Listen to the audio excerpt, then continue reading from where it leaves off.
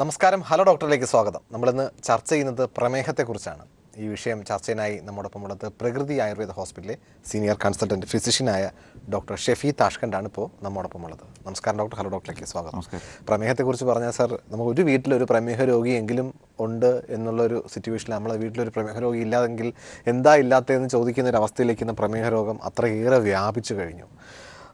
പലപ്പോഴും നമ്മൾ ചോദിക്കാറുണ്ട്, ഈ കേരളത്തിലുള്ളവർക്ക് മാത്രം എന്താ ഇത്രയേറെ പ്രമേഹ രോഗത്തിന് എന്താ ഇത്ര കൂടുതൽ? എല്ലാ വീട്ടിലും ഉണ്ടല്ലോ പ്രമേഹ രോഗികൾ. ഇപ്പോൾ ചില ആൾക്കാരൊക്കെ പറഞ്ഞിട്ടുണ്ട്, ഇപ്പോൾ അച്ഛനും അമ്മയ്ക്കൊന്നും പ്രമേഹ രോഗമില്ല, പക്ഷേ മക്കളാകട്ടെ ഒരു 35-40 വയസ്സിലേക്ക് എത്തുമ്പോൾ തന്നെ അവർക്ക് പ്രമേഹ രോഗികളാകുന്നു. ഫാമിലി ഹിസ്റ്ററി ഇല്ലെങ്കിൽ കൂടിയും പ്രമേഹരാകുന്നുള്ളൂ. അച്ഛനും അമ്മയ്ക്കൊക്കെ ഒരു 60 വയസ്സിൽ പ്രമേഹ രോഗം നിർണ്ണയിച്ചിട്ടുള്ളവർ ഇപ്പോൾ അത് 35 വയസ്സിലോ 30 വയസ്സിലോ 35 വയസ്സിലോ പ്രമേഹ രോഗം നിർണ്ണയിക്കപ്പെടേണ്ടി വരുന്നു. അപ്പോൾ ഇത്രയേറെ എന്തുകൊണ്ട് കേരളത്തിൽ ഇത്രയേറെ പ്രമേഹ രോഗികൾ ഉണ്ടാകുന്നു? അത് കേരളത്തിൻ്റെ മാത്രം അവസ്ഥയാണോ യഥാർത്ഥത്തിൽ? അതോ നമ്മളിപ്പോൾ തമിഴ്നാട്ടിലും കർണാടകയിലും ആന്ധ്രയിലും ഒക്കെ ഇത്തരം പ്രമേഹ രോഗികളുടെ ഒരു അമിത പെരുപ്പമുണ്ടോ? അല്ല, ഇത് വളരെ ഗൗരവമായിട്ട് വിലയിരുത്തേണ്ട ഒരു വിഷയം. പക്ഷേ പൊതുവേ നമുക്കിപ്പോൾ നമ്മുടെ മലയാളിയുടെ കാര്യമായിരിക്കും നമുക്ക് ഏറ്റവും കൂടുതൽ മനസ്സിലാവുക. പൊതുവേ മലയാളികൾക്ക് പ്രമേഹ രോഗം കൂടുന്നതിന് നമുക്കിപ്പോൾ അറിയാം, ഒരു 10, 40, 50 വർഷം മുമ്പുള്ള ആ ജീവിത സാഹചര്യത്തിൽ നിന്ന് വളരെയേറെ നമ്മളിപ്പോൾ മാറിക്കഴിഞ്ഞിരിക്കുന്നു. അപ്പം പ്രമേഹത്തിൻ്റെ പ്രധാന കാരണം നമ്മൾ പറയാറുണ്ട് അധ്വാനത്തിൻ്റെ കുറവ്, അല്ലെങ്കിൽ വ്യായാമക്കുറവ്. അപ്പോൾ അതുപോലെ തന്നെ അമിത ഭക്ഷണം, പിന്നെ പാരമ്പര്യമായിട്ട് കിട്ടുന്ന ഈ പ്രമേഹം നമുക്ക് പാരമ്പര്യമായിട്ട് കിട്ടുന്ന ഒരു രോഗം കൂടിയാണ്. അപ്പോൾ പ്രധാനമായിട്ടും നമ്മുടെ വ്യായാമക്കുറവും അമിത ഭക്ഷണവും പിന്നെ അമിതമായ നമ്മൾ മരുന്നുകൾ കഴിക്കുന്നതിനോടുള്ള നമ്മുടെ താല്പര്യം. പുതിയ പല മരുന്നുകളും പിന്നീട് ഭാവിയിൽ പ്രമേഹത്തിന് കാരണമായി മാറാറുമുണ്ട്. ഇപ്പോൾ മറ്റ് സംസ്ഥാനങ്ങളെ അപേക്ഷിച്ച് പിന്നെ നമ്മുടെ ആഹാര രീതിയിൽ തന്നെ ഒരു വ്യത്യസ്തതയുണ്ട്. പ്രത്യേകിച്ച് അരി ആഹാരം 3 നേരം കഴിക്കണമെന്ന് ആഗ്രഹിക്കുന്ന ആൾക്കാരാണ് മലയാളികൾ കൂടുതലും. 2, രുചിക്ക് വേണ്ടി അല്ലെങ്കിൽ നാവിൻ്റെ രുചിക്ക് വേണ്ടി ശരീരത്തിന് ആവശ്യമുണ്ടോ ഇല്ലയോ നോക്കാതെ തന്നെ പലപ്പോഴും നമ്മൾ അമിതമായിട്ട് ഭക്ഷണം കഴിക്കാറുണ്ട്. അപ്പോൾ ആമാശയത്തിൻ്റെ ബുദ്ധിമുട്ട് മനസ്സിലാക്കാതെ നാവിൻ്റെ മാത്രം രുചിക്ക് വേണ്ടി നമ്മൾ അമിതമായ ഭക്ഷണം കഴിക്കുന്ന ഒത്തിരി പേര്. ഒപ്പം തന്നെ അധ്വാനം എന്ന് പറഞ്ഞാൽ വളരെ ബുദ്ധിമുട്ടായിട്ടല്ലേ അതിനോട് ഭയങ്കര അലസത കാണിക്കുന്ന ഒരു തലമുറ. പിന്നെ വിദ്യാഭ്യാസപരമായിട്ട് നമ്മൾ കേരളം വളരെ ഉയർന്ന ഗ്രാഫിൽ നിൽക്കുന്നൊരു സംസ്ഥാനമാണ്. അപ്പോൾ തന്നെ വിദ്യാഭ്യാസം കൂടുകയും തൊഴിൽ അവസരങ്ങൾ കൂടുകയും അല്ലെങ്കിൽ കൂടുതൽ IT മേഖലയിലും മറ്റ് തൊഴിൽ മേഖലയിലൊക്കെ നമ്മൾ വിന്യസിക്കുമ്പോൾ നമുക്ക് വ്യായാമത്തിനും മറ്റ് പിന്നെ ആക്ടിവിറ്റീസിനും സമയം കുറയുന്നു. ഒപ്പം തന്നെ മാനസിക സമ്മർദ്ദം അതുപോലുള്ള മറ്റ് മാനസിക ബുദ്ധിമുട്ടുകളും മറ്റും കൂടുന്നതുകൊണ്ട് ഇതൊക്കെ നമ്മൾ ഒരു തരത്തിലോ മറ്റു തരത്തിലോ പ്രമേഹ കാരണമായി മാറാറുണ്ട്. തീർച്ചയായിട്ടും. നമ്മളിപ്പോൾ അറിയാം, നമ്മളിപ്പോൾ കേരളത്തിലുള്ളവർ കഴിഞ്ഞാൽ നമ്മുടെ പൂർവികരൊക്കെ നമുക്കറിയാം, നെൽകൃഷി ഉണ്ടായിരുന്ന, വളരെ വലിയ രീതിയിൽ നെൽകൃഷി ഉണ്ടായിരുന്നൊരു സ്ഥലമാണ് നമ്മുടെ കേരളം എന്ന് പറയുന്നത്. അതുപോലെ തന്നെ 3 നേരവും പണ്ട് നാളറിയാം 3 നേരവും അരി ആഹാരം കഴിച്ചിരുന്നു. ഇപ്പോൾ രാവിലെ ആണെങ്കിൽ നമ്മൾ അരി പൊടിച്ച് അത് പുട്ടുണ്ടാക്കി കഴിക്കും, അല്ലെങ്കിൽ അപ്പം ഉണ്ടാക്കി കഴിക്കും, അത്തരത്തിൽ, അല്ലെങ്കിൽ ഇടിയപ്പം ഉണ്ടാക്കി കഴിക്കും. ഇത്തരം ഇതായിരുന്നു. ഉച്ചയ്ക്ക് അതുപോലെ തന്നെ ചോറ് യഥാർത്ഥത്തിൽ ഉച്ചയ്ക്ക് ചോറുണ്ണാത്ത ഒരു വീട് ഉണ്ടാകില്ല എന്ന് ഒരു പക്ഷേ കേരളത്തിൽ വളരെ വിരളമായിട്ട് ഉച്ചയ്ക്ക് ചോറ് കഴിക്കാത്ത ഒരു ജനസമൂഹം നമുക്കുണ്ടാകുള്ളൂ. അതുപോലെ തന്നെ വൈകുന്നേരം മിക്കവാറും ചോറോ കഞ്ഞിയോ ഒക്കെ ആയിരിക്കും. അരി ഉൽപ്പന്നങ്ങൾ തന്നെയാണ് 3 നേരം. പലർക്കും അറിയാം, ഒരു ഏജ്ഡ് ആയിട്ടുള്ള ആൾക്കാരൊക്കെ ചോദിച്ചു കഴിഞ്ഞാൽ അവർക്ക് അറിയല്ലാതെ ഗോതമ്പ് കഴിക്കാൻ പോലും ഇഷ്ടമല്ല. അരി ആഹാരം തന്നെയാണ് അവരുടെ മെയിൻ ഭക്ഷണം എന്ന് പറയുന്നത്. അപ്പോൾ ഈ അരി ആഹാരം നമ്മളിപ്പോൾ അമിതമായിട്ട് ഉപയോഗിക്കുന്ന അരി, തീർച്ചയായിട്ടും വ്യായാമം ഇല്ലാത്തൊരു ജനസമൂഹമാണ് ഇപ്പോൾ നമുക്കുള്ളത്. വ്യായാമത്തിന് വേണ്ടി വ്യായാമം ചെയ്യുന്നൊരു അവസ്ഥയാണ് യഥാർത്ഥത്തിൽ. നമ്മുടെ ജോലിയുടെ ഭാഗമായിട്ട് വ്യായാമം വരുന്ന അവസ്ഥ വളരെ കുറവാണ്. ഇപ്പോൾ നമ്മുടെ വീട്ടിൽ വരുന്ന ഒക്കെ ലേബേഴ്സിനൊക്കെ ഒഴിച്ച് ബാക്കി ആർക്കും വ്യായാമം ഇല്ലാത്ത ജോലി തന്നെയാണ്. അപ്പോൾ ഈ അരിയുടെ ഉപയോഗം, അല്ലെങ്കിൽ അമിതമായിട്ടുള്ള അരിയുടെ ഉപയോഗം ഈ പ്രമേഹം നേരത്തെ അല്ലെങ്കിൽ പ്രമേഹം ഉണ്ടാക്കുന്നതിൽ ഒരു മുഖ്യ പങ്ക് വഹിച്ചിട്ടുണ്ട്. തീർച്ചയായിട്ടും അത് അരിയെ നമുക്ക് കുറ്റപ്പെടുത്താൻ കഴിയില്ലെങ്കിലും നമുക്കൊരു ശരീരത്തിന് ആവശ്യമായ കലോറി, അതിപ്പം നമുക്ക് ഗ്ലൂക്കോസിൻ്റെ കലോറി അല്ലെങ്കിൽ അരിയിലുള്ള മറ്റ് അതിൻ്റെ നമുക്ക് വേണ്ട ആഹാരത്തിനകത്ത് കിട്ടുന്ന ആ ധാതുക്കളുടെ കലോറി വെച്ച് നോക്കുമ്പം മറ്റ് ധാന്യങ്ങളെ അപേക്ഷിച്ച് അരിയിൽ വളരെ കൂടുതലാണ്. 2, ഒരു ശരീരത്തിൽ നമ്മൾ ഒരു സൈഡിൽ നമ്മൾ ഗ്ലൂക്കോസ് അല്ലെങ്കിൽ കാർബോഹൈഡ്രേറ്റ് അങ്ങനെയുള്ള കാര്യങ്ങൾ കഴിക്കുമ്പോൾ തന്നെ ശരീരത്തിന് വേണ്ട ഒത്തിരി മറ്റ് വൈറ്റമിനുകളായാലും മറ്റ് ധാതുക്കളായാലും ലവണങ്ങളായാലും ഒത്തിരി തന്നെ ഘടകങ്ങൾ ശരീരത്തിന് ആവശ്യമായിട്ട് വരുന്നുണ്ട്. പക്ഷേ ഇതിനൊരു സ്പേസ് നമ്മൾ മലയാളികൾ കൊടുക്കാറില്ല.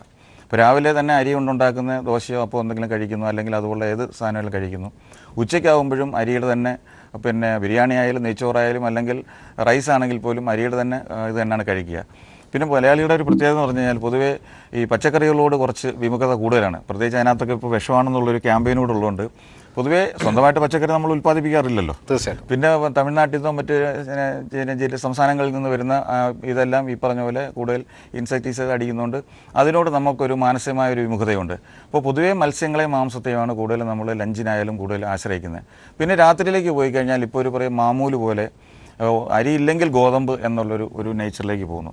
അപ്പോൾ ഇത് രണ്ടായാലും മൂന്നും ധാന്യങ്ങൾ തന്നെയാണ് നമ്മൾ 3 സമയം ഉപയോഗിക്കുന്നത്. തീർച്ചയായിട്ടും ഇപ്പോൾ നമുക്കറിയാം കേരളത്തിൻ്റെ പല സ്ഥലത്തും രാത്രിയിലത്തെ ചോറ് ഉപയോഗിച്ച് രാവിലെ പഴങ്കഞ്ഞി കുടിക്കുന്ന ഒരു സിറ്റുവേഷൻ വളരെ സാധാരണമുണ്ട്. പ്രത്യേകിച്ച് നമ്മൾ കേരളത്തിലെ പല സ്ഥലങ്ങളിലും ഇത്തരം ഒരു കൾച്ചർ തന്നെയുണ്ട്. അതായത് രാവിലെ അല്ലെങ്കിൽ രാത്രിയിലത്തെ ചോറ് അല്ലെങ്കിൽ വൈകുന്നേരത്തെ ചോറ് വെള്ളത്തിലിട്ട് രാവിലെ കഴിക്കുന്ന ഒരു അവസ്ഥ. അപ്പോൾ എന്നിരുന്നാലും ഏതൊരവസ്ഥയായിരുന്നാലും 3 നേരം അരിയാഹാരം തന്നെയാണ് അവർ കഴിക്കുക. അപ്പോൾ ഇത്തരത്തിൽ അരിയാഹാരം കഴിക്കുന്നവർ ശ്രദ്ധിക്കേണ്ടതുണ്ട്. ഇപ്പോൾ പറയാറുണ്ട് പൂർവികരൊക്കെ നന്നായിട്ട് തന്നെയാണ് അരിയാഹാരം കഴിച്ചത്. അരി അല്ലാതെ ഗോതമ്പ് അവർ കണ്ടിട്ട് പോലുമില്ല. യഥാർത്ഥത്തിൽ റേഷൻ കടയിൽ നിന്ന് വളരെ അപൂർവം കാണുന്ന ഒരു സാധനമായിരുന്നു യഥാർത്ഥത്തിൽ ഗോതമ്പ് എന്ന് പറയുന്നത് കേരളത്തെ സംബന്ധിച്ചിടത്തോളം. ഈ അടുത്ത കാലത്താണ് ഈ ഗോതമ്പ് ഇത്രയേറെ കേരളത്തിൽ പ്രചാരപ്പെട്ടതും ഈ ചപ്പാത്തി പോലെയുള്ള കടകൾ തുടങ്ങുകയും അല്ലെങ്കിൽ ചപ്പാത്തി ഒരു ആൾക്കാരുടെ കേരളീയരുടെ ഒരു ഭക്ഷണമായിട്ട് വരുന്നതും ഈ അടുത്ത കാലത്താണ്. അപ്പോൾ ഈ പണ്ടില്ലാത്ത ഈ അരിയുടെ പ്രശ്നം ഇപ്പോൾ എന്തുകൊണ്ട് ഇത്രയേറെ കുറ്റം പറയുന്നത്? നമ്മളിപ്പോൾ ഒരു ഉപഭോക്തൃ സംസ്ഥാനം എന്നുള്ള രീതിയിൽ കൂടുതൽ, പിന്നെ രണ്ടാമത് ഒരു ഉപഭോക്തൃ സംസ്കാരമുള്ള ഒരു സ്റ്റേറ്റാണ് കേരളം. അപ്പോൾ അത് അരിയുടെ സ്കേഴ്സിറ്റി നമുക്ക് പറയാം, കൃഷി തന്നെ കുറഞ്ഞു വരുന്നു. അപ്പോൾ ഒരു ആൾട്ടർനേറ്റീവ് എന്നുള്ള രീതിയിൽ ഗോതമ്പ് പ്രൊമോട്ട് ചെയ്യപ്പെടുന്നു ഒന്ന്. രണ്ടാമത്തെ കാര്യം, ഗോതമ്പ് ഇന്ന് അതിൻ്റെ ഉപയോഗിക്കേണ്ട രീതിയിലേക്ക് നമുക്കിപ്പം കിട്ടാവുന്ന രീതിയിലേക്ക് വന്നു. ആട്ടയായിട്ടാണെങ്കിലും പിന്നെ ഇപ്പോൾ ഗോതമ്പ് ഓട്സ് ആയിട്ടായാലും മൈദ ആയിട്ടാണെങ്കിലും ഒക്കെ കിട്ടുന്നൊരു രൂപം വന്നു. അപ്പം പെട്ടെന്ന് ഉണ്ടാക്കാൻ ഒരു ഫുഡ് ഉണ്ടാക്കാൻ എളുപ്പം എന്നുള്ള രീതിയിൽ ഗോതമ്പിനെ കൂടുതലായിട്ട് ആശ്രയിക്കുന്നുണ്ട്. ഇപ്പോൾ നമ്മുടെ വിഷയം എന്ന് പറയുന്നത് ഈ പ്രമേഹത്തിന് ഈ ഒരു വിഷയങ്ങളെ നമ്മൾ എത്രത്തോളം പ്രമേഹത്തിനെ ഉണ്ടാക്കാൻ അത് കാരണമാകുന്നു എന്നുള്ളതാണ്. അവിടെയാണ് നമ്മുടെ പ്രശ്നം എന്ന് പറയുന്നത്. നമ്മൾ 3 നേരം അരിയാഹാരം അല്ലെങ്കിൽ ഗോതമ്പോ ഇത്തരം ധാന്യങ്ങളെ ആശ്രയിക്കുമ്പോൾ ശരീരത്തിന് വേണ്ട ആൻറ്റി ഓക്സിഡൻറ്റുകൾ അല്ലെങ്കിൽ ശരീരത്തിൻ്റെ ഈ ധാതുക്കളുടെ നാശം തടയുന്ന, ഇപ്പം നാശം എന്ന് പറയുമ്പം ഓക്സിഡേഷൻ എന്ന് പറയും, ശരീരത്തിൻ്റെ കോശങ്ങളായാലും മറ്റായാലും നശിച്ചു പോകുന്നൊരു ട്രെൻഡുണ്ട്. മനുഷ്യൻ വളരുന്നതനുസരിച്ച് ധാതുക്കൾക്ക് നാശം ഉണ്ടാകും. പാങ്ക്രിയാസിലും സംഭവിക്കുന്നത് തന്നെയാണ്. ബീറ്റാ സെൽസിനുണ്ടാകുന്ന നാശങ്ങൾ കൊണ്ടാണ് നമ്മൾ ഡയബറ്റിക് ആവുന്നത്. അപ്പോൾ ഈ നാശം തടയേണ്ട ഒരു വിഭാഗം എന്ന് പറയുന്നത് വെജിറ്റബിളുകളായാലും ഫ്രൂട്ട്സുകളായാലും എന്ന് പറയുന്നൊരു വിഭാഗമാണ്. അവിടെ പ്രാചീന കാലത്ത് എപ്പോഴും പഴവർഗ്ഗങ്ങൾക്കും പച്ചക്കറികൾക്കും കൂടുതൽ ഒരു ഇമ്പോർട്ടൻസ് കൊടുത്തിരുന്നൊരു കാലം ഉണ്ടായിരുന്നു. പക്ഷേ ഇപ്പോൾ നമ്മൾ വന്ന് പ്രിപ്പയർഡ് ഫുഡുകളിലേക്കും അല്ലെങ്കിൽ ജങ്ക് ഫുഡുകളിലേക്കും മാറിയതോടുകൂടി രാത്രി പോലും നല്ല രീതിയിലൊരു ആപ്പിളോ അല്ലെങ്കിൽ അതുപോലെ പൈനാപ്പിളോ അല്ലെങ്കിൽ പപ്പായയോ അങ്ങനെ ഏതെങ്കിലും ഒരു ഭക്ഷണം റെഗുലറായിട്ട് കഴിക്കുന്ന ഒരു ശീലം നമുക്കില്ലാതെ വന്നിരിക്കുന്നു. അല്ലെങ്കിൽ അത് ടേബിളിൽ ഒരു ഫാഷന് വേണ്ടി മാത്രം ഉപയോഗിക്കുന്ന രീതിയിലേക്ക് പോയി. അപ്പോൾ സമീകൃതമായ ഒരു ആഹാര ശൈലി നമുക്കില്ലാത്തത് തന്നെയാണ് പ്രധാനമായിട്ടും ഈ പ്രമേഹം പോലുള്ള അല്ലെങ്കിൽ അമിതവണ്ണം പോലുള്ള രോഗങ്ങളിലേക്ക് നമ്മളെ കൊണ്ടുചെന്നെത്തിക്കുന്നത്. തീർച്ചയായിട്ടും നമ്മൾ പ്രമേഹ രോഗത്തെക്കുറിച്ച് പറയുമ്പോൾ എപ്പോഴും വളരെ കുറച്ചെങ്കിലും ആൾക്കാർ പറയാറുണ്ട് ഇതിപ്പോൾ പ്രമേഹം ആദ്യമൊക്കെ അലോപ്പതി ട്രീറ്റ്മെൻറ്റ് എടുത്തു കഴിഞ്ഞാൽ പിന്നെ ആയുർവേദ മെഡിസിന് പ്രസക്തിയില്ല എന്ന് പറഞ്ഞിട്ടുണ്ട്. അപ്പോൾ നമുക്ക് ഏതൊരളവിലും പ്രമേഹം നമുക്ക് ആയുർവേദത്തിലൂടെ ചികിത്സിക്കാൻ സാധിക്കുമോ? അതുപോലെ തന്നെ എപ്പോഴും പറയാറുള്ളത് പ്രമേഹത്തിന് നമുക്ക് അല്ലെങ്കിൽ ഒരിക്കൽ പ്രമേഹം പിടികെട്ടി കഴിഞ്ഞാൽ അത് നമ്മളെ കൊണ്ടേ പോകുമെന്ന് പറയുന്ന രീതിയിൽ അത് നമ്മളെ വിട്ടു പോകില്ല പ്രമേഹം എന്ന് പറയുന്ന അസുഖം. അപ്പോൾ അത്തരത്തിലാണോ യഥാർത്ഥത്തിൽ ആയുർവേദത്തിൽ നമുക്ക് പ്രമേഹത്തിനെ കുറച്ച് പേർക്കെങ്കിലും പൂർണ്ണമായിട്ടും ചികിത്സിച്ച് ഭേദമാക്കാനായിട്ട് സാധിക്കും? തീർച്ചയായിട്ടും ഈ പ്രമേഹത്തെക്കുറിച്ച് നമ്മൾ മനസ്സിലാക്കിയിരിക്കുന്ന പല കാര്യങ്ങളും തിരുത്തപ്പെടേണ്ടതുണ്ട്. ഒന്ന്, ഈ ആധുനിക ചികിത്സാ രീതികൾ പ്രമേഹത്തിനെ നിയന്ത്രിക്കാനും അതുപോലെ തന്നെ ഇൻസുലിനെ സപ്ലിമെൻറ്റ് ചെയ്യാനും ഒരു ഫോക്കസ് ചെയ്യുന്ന ഒരു ചികിത്സാ രീതിയാണ്. അപ്പം ടാബ്ലറ്റുകളായാലും മറ്റ് മെഡിസിനുകളായാലും തന്നെ പാങ്ക്രിയാസിനെ സ്റ്റിമുലേറ്റ് ചെയ്യാനോ അല്ലെങ്കിൽ അതിന് ഈ ഗ്ലൂക്കോസ് നിയന്ത്രണത്തിനോ ഉപകരിക്കുമ്പോൾ ഇൻസുലിൻ തന്നെ നേരിട്ട് നമ്മൾ കൊടുത്തുകൊണ്ട് ഇൻസുലിൻ്റെ ഷോർട്ടേജ് മേക്കപ്പ് ചെയ്യുന്നു. അതാണ് ആധുനിക ചികിത്സയിൽ പോകുന്നത്. ആയുർവേദത്തിലേക്ക് വരുമ്പോൾ നമ്മൾ ഏറ്റവും പ്രധാന ആയുർവേദത്തിൻ്റെ സങ്കല്പം തന്നെ ശരീരവും പ്രകൃതിയും അല്ലെങ്കിൽ മറ്റ് നമ്മുടെ ഈ വൃക്ഷലതാദികളും അല്ലെങ്കിൽ നമ്മുടെ ഇതുമായിട്ടുള്ള ഈ ഹരിതാഭയും എല്ലാം ഒരേ രീതിയിലാണ് കിടക്കുന്നത്. കാരണം നമ്മൾ ജനിക്കുമ്പോൾ തന്നെ നമ്മൾ ഭക്ഷണം കഴിച്ചാണ് ഈ ശരീരം മരണം വരെ നമ്മൾ നിലനിർത്തുന്നത്. മരുന്നുകളോ അല്ലെങ്കിൽ മറ്റു കാര്യങ്ങളോ ഒന്നും കഴിച്ചിട്ടില്ല, ഭക്ഷണമാണ്. അപ്പോൾ ഈ ധാതു പരിണാമത്തിനും ധാതു പുഷ്ടിയും ശരീരത്തിൻ്റെ എല്ലാ പ്രക്രിയകളും നടക്കുന്നത് ഈ കഴിക്കുന്ന ഭക്ഷണത്തിൽ കൂടെ തന്നെയാണ്. അപ്പോൾ അവിടെ ഭക്ഷണം തന്നെ ശരീരത്തെ ഹീൽ ചെയ്യുന്ന അല്ലെങ്കിൽ സുഖപ്പെടുത്തുന്ന ഒരു ഔഷധമായിട്ട് പ്രവർത്തിക്കുന്നു. അവിടെയാണ് നമ്മൾ ഈ പാങ്ക്രിയാസ് പോലെ അല്ലെങ്കിൽ കരളിൻ്റെ പോലെ അല്ലെങ്കിൽ കിഡ്നി പോലുള്ള ഏത് അവയവത്തിൻ്റെ കോശങ്ങൾക്ക് നാശം വന്നാലും അതിനെ വീണ്ടും നമുക്ക് പുനർജനിപ്പിക്കാനും അതിനെ റിപ്പയർ ചെയ്യാനും നമ്മൾ കഴിക്കുന്ന ഭക്ഷണത്തിനോ അല്ലെങ്കിൽ ഭക്ഷണത്തിലൂടെ നമുക്ക് അതേ രീതിയിൽ ഉപയോഗിക്കുന്ന ഈ പച്ചമരുന്നുകൾ കൊണ്ടുള്ള ഔഷധങ്ങൾക്ക് കഴിയുമെന്ന് നമുക്ക് പ്രൂവ് ചെയ്യാൻ കഴിയുന്നത്. തീർച്ചയായിട്ടും എൻ്റെയൊക്കെ അനുഭവത്തിൽ, ചികിത്സാനുഭവത്തിൽ ഏറ്റവും കൂടുതൽ നമുക്ക് നമുക്ക് പ്രകൃതി തന്നെ ഇഷ്ടംപോലെ പച്ചമരുന്നുകളുണ്ട്.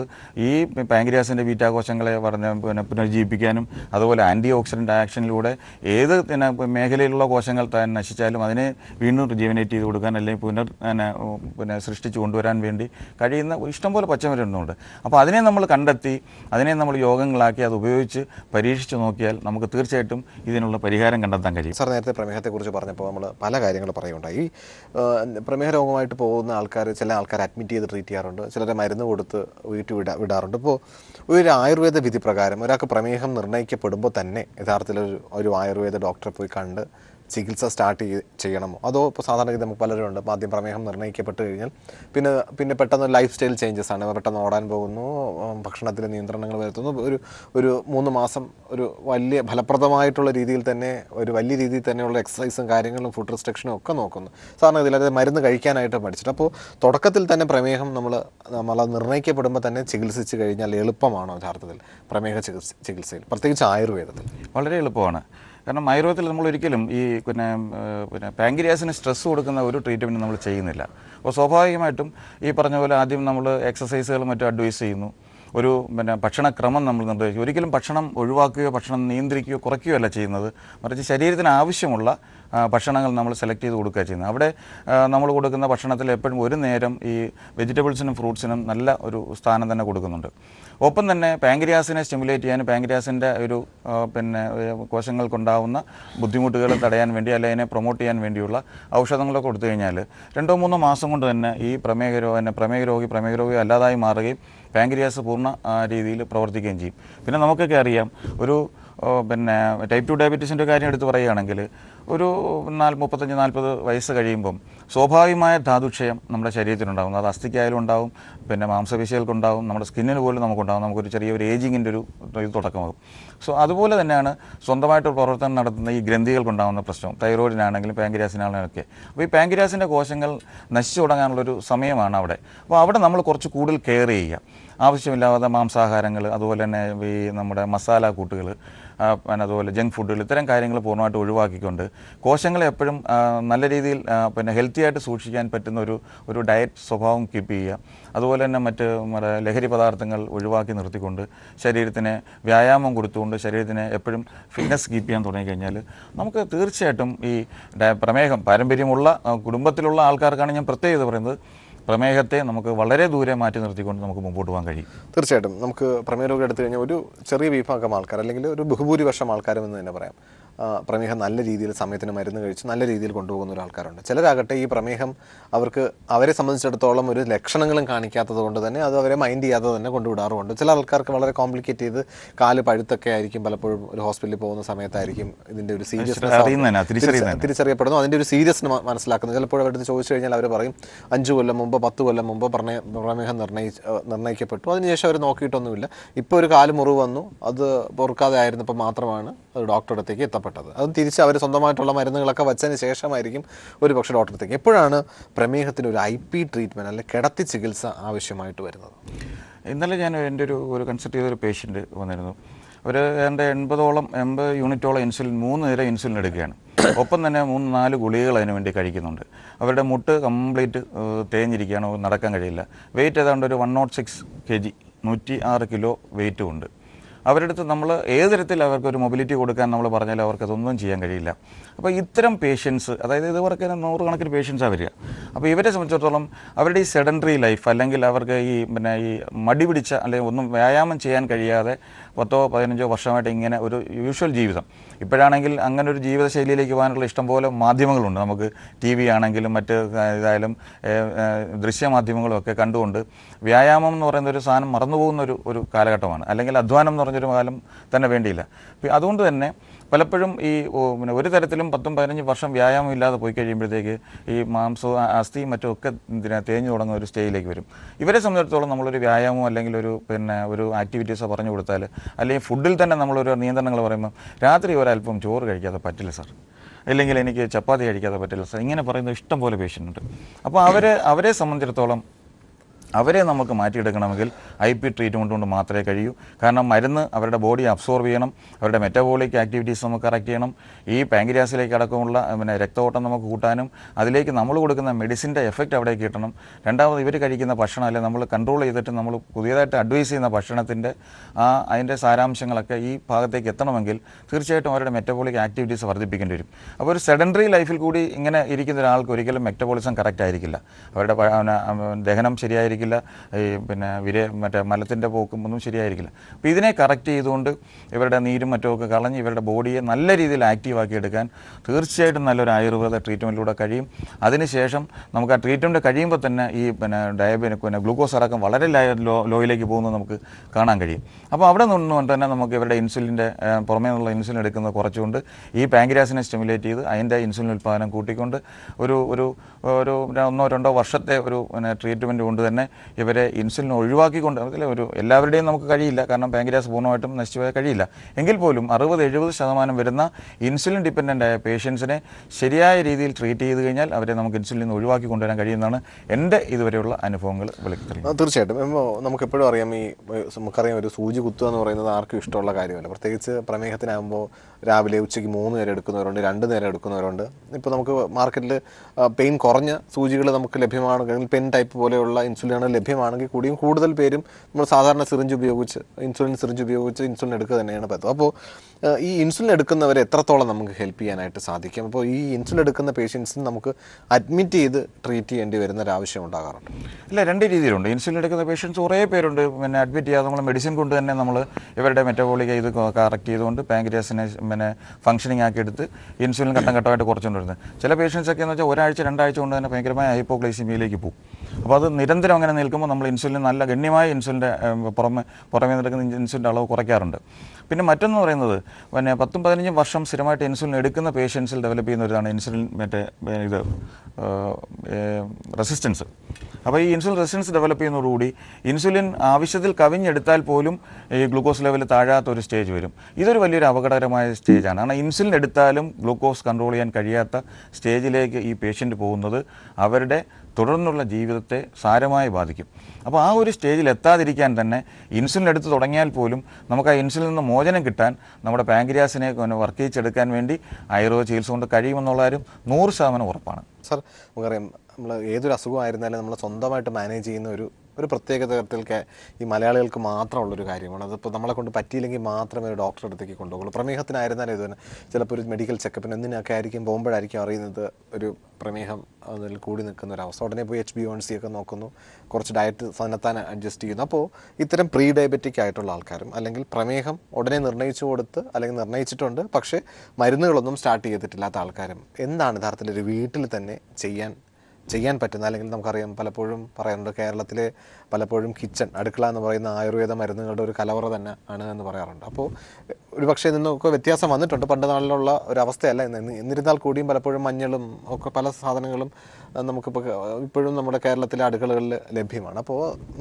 നമുക്ക് വീട്ടിൽ തന്നെ ചെയ്യാൻ പറ്റുന്ന കാര്യങ്ങൾ എന്തൊക്കെയാണ്? പ്രത്യേകിച്ച് പ്രീ ഡയബറ്റിക്സുകാരോ അല്ലെങ്കിൽ തന്നെ ഇപ്പോൾ പ്രമേഹം നിർണ്ണയിച്ചതിന് ശേഷം മരുന്നുകൾ സ്റ്റാർട്ട് ചെയ്തിട്ടില്ലാത്ത ആൾക്കാരോ അവർക്ക് എന്താണ് ഡോക്ടർക്ക് പറയാനുള്ള ഉദ്ദേശം? തീർച്ചയായിട്ടും വളരെ ശ്രദ്ധിക്കേണ്ട ഒരു കാര്യം തന്നെയാണ്. നമുക്ക് വീട്ടിൽ തന്നെ നമ്മൾ ഡ്രിങ്കായിട്ട് ഉപയോഗിക്കാറുണ്ട്. ഇപ്പോൾ കരിങ്ങാലി വെള്ളമൊക്കെ നമ്മൾ ഉപയോഗിക്കാറുണ്ട്. അതേപോലെ തന്നെ വേങ്ങക്കാതിലിട്ട് വെള്ളം തിളപ്പിച്ചിട്ട് വളരെ ചീപ്പായിട്ടുള്ള സാധനമാണ്.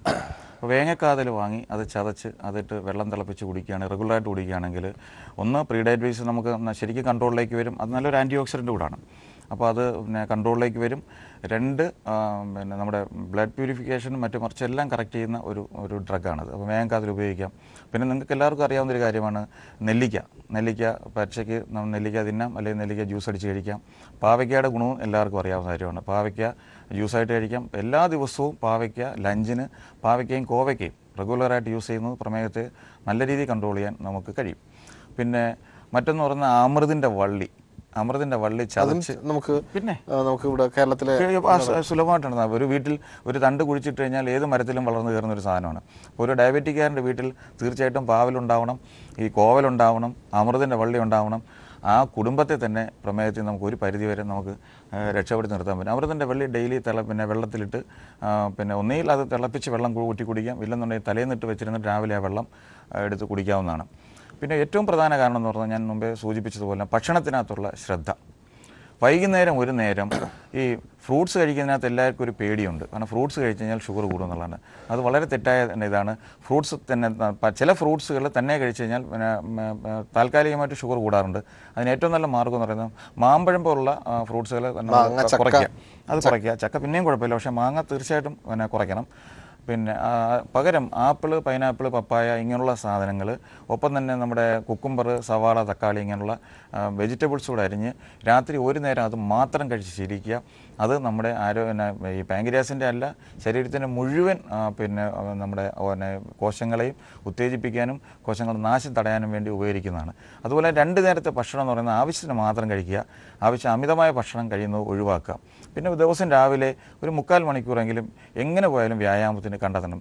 ആഴ്ചയിൽ 5 ദിവസമെങ്കിലും റെഗുലറായിട്ട് നമ്മൾ വ്യായാമം ചെയ്യുക. ഇങ്ങനെ ഒരു പിന്നെ പാറ്റേൺ കൊണ്ടുവന്നാൽ ഡയബറ്റിക് അല്ലാത്തവരെ നമുക്ക് അതിൽ സംരക്ഷിക്കാൻ കഴിയും. ഡയബറ്റിക് ഉള്ളവരെ നമുക്ക് നിയന്ത്രിച്ച് നിർത്താൻ കഴിയും. ഫ്യൂച്ചറിലേക്ക് നമ്മുടെ കുട്ടികൾക്ക് എന്തായാലും കൃഷിയെങ്കിലും നമുക്ക് പിന്നെ പഠിപ്പിക്കാൻ കഴിയില്ല. അതിനുള്ള വസ്തുക്കളും സ്ഥലങ്ങളും ഇപ്പോൾ കുറഞ്ഞു വരികയാണ്. പക്ഷേ അവർക്കൊരു നല്ല സംസ്കാരം, നല്ലൊരു പിന്നെ ഫിറ്റ്നസ്സിന് വേണ്ടിയുള്ള നല്ല സംസ്കാരം, നല്ലൊരു ഭക്ഷണ സംസ്കാരം നമ്മൾ ഉണ്ടാക്കി കൊടുത്തു കഴിഞ്ഞാൽ അത് തീർച്ചയായിട്ടും പിന്നെ ഭാവി തലമുറയെ നമുക്ക് നല്ല രീതിയിൽ കൊണ്ടുപോകാനും അവരെക്കുറിച്ച് നമുക്ക് പ്രതീക്ഷ നിലനിർത്താനും കഴിയും. തീർച്ചയായിട്ടും നമുക്കറിയാം, നമ്മളറിയാം രാത്രി പച്ചക്കറികൾ കഴിക്കുന്ന ഒരു കാര്യത്തെക്കുറിച്ച്. അപ്പോൾ രാത്രി പച്ചക്കറിയുടെ ഒഴുപ്പിൽ പലപ്പോഴും ഈ കടല, പയറുവർഗ്ഗങ്ങൾ എത്രത്തോളം നമ്മുടെ ഭക്ഷണത്തിൽ ഉൾപ്പെടുത്തണം? അല്ല, മുളപ്പിച്ച പിന്നെ ധാന്യങ്ങൾ നല്ലതാണ്. കടല പോലുള്ള മുളപ്പിച്ച ധാന്യം നല്ലതാണ്. അതുപോലെ പയർ വളരെ പ്രസക്തമായൊരു ചോദ്യമാണ്. ബീൻസ്, അതുപോലെ അമരപ്പയർ ഡയബറ്റീസിന് വളരെ നല്ല ഒരു പിന്നെ ഇതാണ്, പച്ചക്കറിയാണ്. അമരപ്പയർ, പടവലങ്ങ, കോവയ്ക്ക, പാവയ്ക്ക, പിന്നെ പയറുവർഗ്ഗങ്ങളെല്ലാം തന്നെയും ഇതൊക്കെ തന്നെ ഇതിന് മാത്രമല്ല ശരീരത്തിൻ്റെ ധാതു പുഷ്ടിക്ക് വേണ്ടി വളരെ ഗുണം ചെയ്യുന്നതാണ്. അത് തീർച്ചയായിട്ടും ഭക്ഷണത്തിൽ തീർച്ചയായിട്ടും ഡോക്ടറുടെ തിരക്കേറിയ സമയം പീപ്പിൾ ടിവിയോട് സഹകരിക്കുകയും നമ്മുടെ പ്രേക്ഷകർക്ക് വേണ്ടി പ്രമേഹത്തെക്കുറിച്ച് വളരെ ലളിതമായിട്ടുള്ള ഭാഷയിൽ പറഞ്ഞതിനും അതുപോലെ തന്നെ നമുക്ക് വീട്ടിൽ തന്നെ ശ്രദ്ധിക്കേണ്ട കാര്യങ്ങൾ നമ്മുടെ കൂട്ടത്തിൽ പറഞ്ഞു തന്നതിൽ ഈ ഒരു അവസരത്തിൽ തീർച്ചയായിട്ടും വീണ്ടും കാണാം. ഇനി നിങ്ങളുടെ അഭിപ്രായങ്ങളും നിർദ്ദേശവും ഞങ്ങൾ എഴുതി അറിയിക്കാൻ മറക്കരുത്. അറിയിക്കേണ്ട വിലാസം: hello doctor, people, Malayalam communications limited, Kali towers, Palayam, Thiruvananthapuram 34. നിങ്ങൾക്ക് ഇമെയിൽ ചെയ്യാം hello doctor@peopletv.in എന്ന വിലാസത്തിലും. പുതിയൊരു വിഷയമായി വീണ്ടും കാണാം. നന്ദി, നമസ്കാരം.